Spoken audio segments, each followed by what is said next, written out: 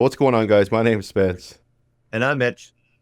and we're two brothers that really love King of the Hill. And today we are moving into one episode that feels a little bit more lackluster in comparison to some of the bangers that we've had.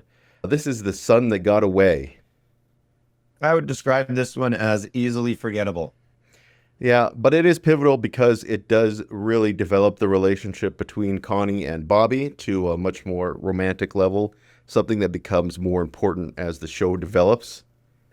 Yeah, the relationship actually does become quite layered. And I don't know if you remember this kind of shit from middle school. I remember the music classes, and it was one of my least favorite experiences going to music class and being You like didn't like forced to sing in choir. you didn't like singing in the choir? Nope, definitely not for me. No, I didn't like it then. I didn't like it then. I'd probably do it now. I just never really had the knack for musical talent or anything like that. But anyway, Bobby and Connie are fucking around in the middle of the practice, and the teacher, he's losing it because they've done it for 3 or 4 times in a row now. And he's called both Kahn and Hank to the middle school to sort it out. You really get a feel for the difference in parenting with Kahn and Hank. 100%. And one thing I wanted to mention that I forgot to mention in our episode regarding Kahn is that Kahn and Cotton actually have the same voice actor, which not a lot of people know. I can actually hear it. Yeah, you can definitely hear it. Once you know it and you start paying attention, you can hear it. Just on a total little side note, they've actually tapped on the shoulder of Toby Huss as the voice actor to replace Dale in the upcoming series, which I think is about as good as outcome as we can get given the circumstances. Our technology is pretty good now. Yeah, I'm just happy they're keeping it with a voice actor who is a part of the King of the Hill family. Well, for sure, that was the right move. Con and Hank just arguing, and then the teacher trying to get them to stop with his stupid little buzzer. Oh, yeah? Will be punishment. Darn right there'll be punishment. Give me that.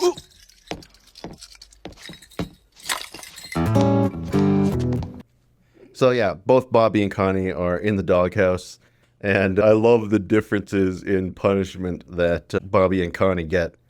Dale throws one cigarette out and then lights another. That's not easy to do. That's true. I could barely get through one cigarette. Con's got Connie mowing the lawn, and this just enrages Hank. Mowing the lawn's a privilege, not a punishment. Especially if you're on a fucking ride-along mower, where that's actually fun. It's enjoyable Versus for like, sure. yeah, versus a push mower or one of those fucking hand-cranked ones that I almost never see anybody use anymore. The razor blades. And yeah, especially in comparison to cleaning the gutters, which is a fucking miserable job. It's not fun. I just did ours recently. Oh, they're both looking to talk to each other. Oh yeah. I wish I had that growing up. Yeah, no kidding. Yeah, we were talking about that in the episode that introduced them. It would be so nice to have a young girl close to you that you can practice your game on. Yeah, especially one with a different culture. So they make the deal to basically ditch their punishment. And Connie was hoping to go with just Bobby, but Bobby wants to rope Joseph into this too. We have to wait for Joseph. He doesn't get it that Connie just wanted to go with him. Joseph creeps her out. I can't remember if Get In, Get Out is an actual chain. I don't think it is.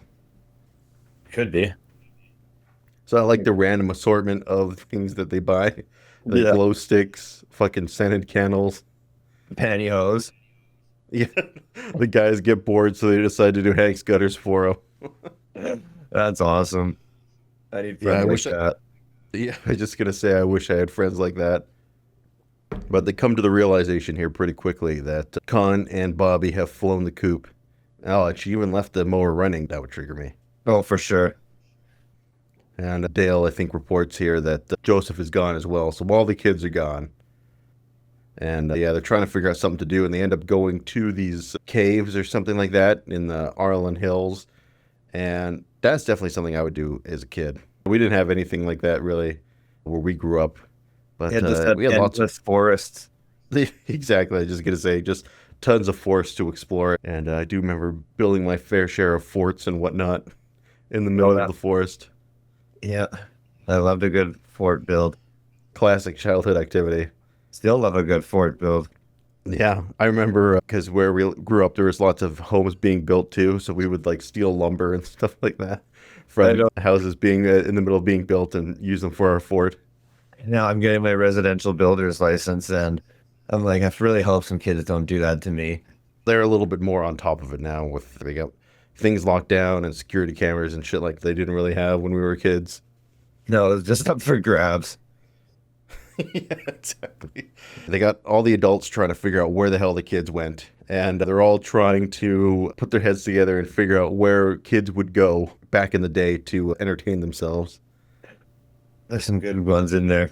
Well, being calm comes natural to you Buddhists. So what if Connie's run away, huh? She'll just come back as a grasshopper or a seahorse. I'm so sorry, man. I'm just a little on the edge. They're trying to find the boneyard, which ends up being a place where teenagers went to make out and then some. It's a clever play on words for sure. 100%. Yeah. But Bobby is freaking out and he's acting like a little bitch and turning Connie off. The treble clef sheet music store. Oh, yeah. They're going to all their what they think their own hobbies would be That's and where stuff they'll like be. that. I love Monsignor Martinez. Oh yeah, he's definitely one of my favorite running gags in the series. The spy priest or whatever that ends up murdering everybody in horrific ways. Yeah. I think this actually might be our first look at Monsignor Martinez. I think this is the first time he appears in this episode. That's another first. Yeah. Yeah, and that ends up being a very long-running gag. Bobby's plan is backfiring here now as Connie and Joseph are realizing that they have more in common than they thought. They're both post-pubescent. And then, of course, Joseph rips his shirt off, which also makes Bobby insecure even more. About his doughy physique. Yeah. I love that with the Playboy, they're reading the articles. They're not even looking at the fucking pictures. Trying to find him at the Megalomart. Megalomart playground. I miss those. They're very few and far between these days. It's a breeding ground for germs, and Yeah, that. And it's just people are having less kids these days where they're just not as a draw as they used to be. Then what the hell is it's not Eustace, right? What the hell's the son's name? Randy, Randy. Yeah, Randy rats him out. a little And dweeb. so lets him know that they're all going to the boneyard. God, that would piss me off. What? Oh yeah, I'm getting ratted out. Yeah, happened to me quite a few times growing up. You know what they say? Snitches get stitches. So Yeah. nobody likes a fucking rat. Whenever I Bobby. hear Soul Man, I think of Bobby doing that. The skull man. Trying to fucking woo Connie, but she just thinks that he's super cringe. Does he like freak out because he's claustrophobic? Oh no, it's the sunglasses. Because he can't see. So they send him back. And this is also like a good moment for Hank and Kahn to end up bonding together. Fucking John Redcorn zipping up. Jesus. They send Dale back to basically tell everybody where they are. Pre-cell phones. Oh yeah, good point. Yeah, before cell phones, yeah. They had cell phones, but those were rare. Yeah. Not many people had them. Certainly not a guy like Hank. Yeah, I bet even in the reboot, he doesn't even have a cell phone. Doesn't even have a smartphone. It'd be weird to see Hank carrying an iPhone, that's for sure. Yeah, 100%. Definitely be out of character.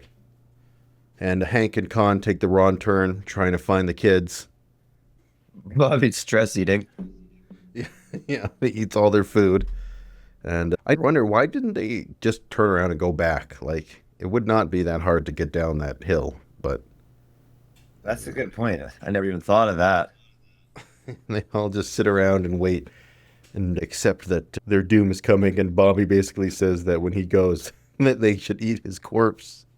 There's nothing that lovers do that could possibly take this long. Am I right? Yes, if you only consider your own needs. Oh, gosh. I think I need a beer. Honey, you want a beer? Yes. Yes. How did he know I wanted a beer? This is a good moment here. Such a good one. Oh, that would be so disgusting, getting all that fucking old beer covered with all that nasty stale beer. Yeah, it's a pretty bad. It can get real bad. And now, unfortunately, Hank and Kahn are both stuck together, so they have to bond a little bit. And Hank struggles to explain to Kahn what it means to get to second base, but really Kahn's just fucking with him because he knew the whole time. Don't describe a home run, you'll have a heart attack. I always remember the pass-on ping or whatever. For some reason, that's one of those stupid things that stuck with me. I wonder if that's real. Actually, yeah, I'm definitely going to look that up. This is like one of the few moments when Hank and Kahn end up really bonding and realizing that they've actually got more in common than they thought. They really had a bond in the last season. Yeah, it's true. They really come together in the last season. Yeah. This is a really good episode to contextualize Kahn's character and realize that he isn't the major antagonist of the show. It's more of like Hank's rival. For sure. The major antagonist is always switching every episode. Yeah, that's fair. Yeah, they always have a new cast of antagonists. That's good, though. I like it when it's a good guest star, too. Oh, 100%. The kids Fall. are all reunited. Yeah, that fall would have fucking... Oh, yeah. He would be hurting after that. If he could even 100%. get up. He gives Joseph a firm handshake. Joseph? I remember, though, this was one of the first King of the Hill episodes that I ever saw. So it is one that I remember very vividly, but especially rewatching it as an adult, it's like there's not a lot here. This is another Boomhauer gag. Good Boomhauer gag. Hey, man, you gonna do like Dan gonna tell you old Hank doing down in the boneyard, man. You gonna get down there like a dope wandering around. You gonna wrong with you, man. Boomhauer, I can't understand a word you're saying. Must be the echo. Just get the fire department to lower a rope. Yeah, had to pull the fire department to get them out. But at the end of the day... I was just going to say winch him out. Yeah. Yeah, at the end of the day, I think it was good of them not to really come down hard on the kids. They end up, at least for, besides Connie, right? At least they don't crack down on them too much. They're just happy to be together again. It's a good lesson, too. You rode your bike there, you can ride it back. Yep. Bobby admits that he was jealous of Joseph, basically, that he and Connie were getting closer. That's pretty good friendship right there. Yeah, no kidding, eh? They can actually talk about that shit. Yeah. But of course, they're all following them right behind. Yeah. All right. That's the end of this one. So what do you give her out of 10, Mitch? I'm going to go with a 6.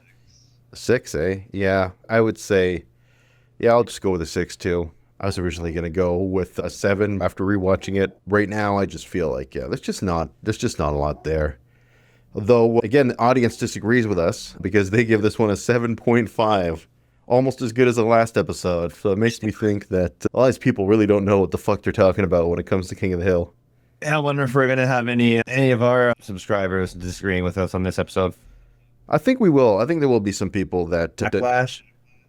I don't think there'll be backlash, but yeah, I think there'll be people who think that this episode is better than we thought it was for sure. Yeah, I'm thinking that's a distinct possibility, but we'll see. All right, we want to thank you guys for watching. Once again, that brings us to the end of this episode. Next week, we'll be covering Company Man, which is one, it resonates with me on a personal level a little bit, so I'm excited to cover it. I like the next episode. It's definitely an interesting one. Until next time, guys, thank you guys so much for watching, and keep liking and subscribing for more King of the Hill content every single week. Thanks, and we'll see you next time. Kahn, what are you doing? Mowing the lawn is a privilege, not a punishment. I'm putting fear of God into Kahn Jr. She learned what it like to be you. You know, it's that kind of permissive parenting that forfeited your country to the communists.